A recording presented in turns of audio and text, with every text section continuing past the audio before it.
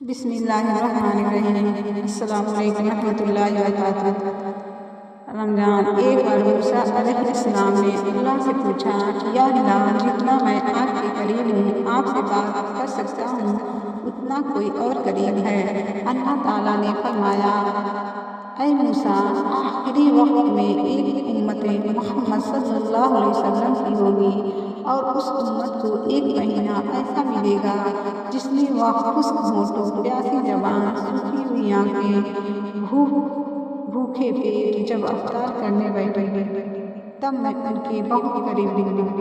موسیٰ، تمہارے اور میرے درمیان 70 پردوں کا فاصلہ ہے، لیکن افطار کے وقت اس امت اور میرے درمیان ایک پردے کا فاصلہ بھی نہیں ہوگا، اور جو دعا مانگیں گے اسے قبول کرنا میری ذمہ داری ہوگی۔ سبحان اللہ۔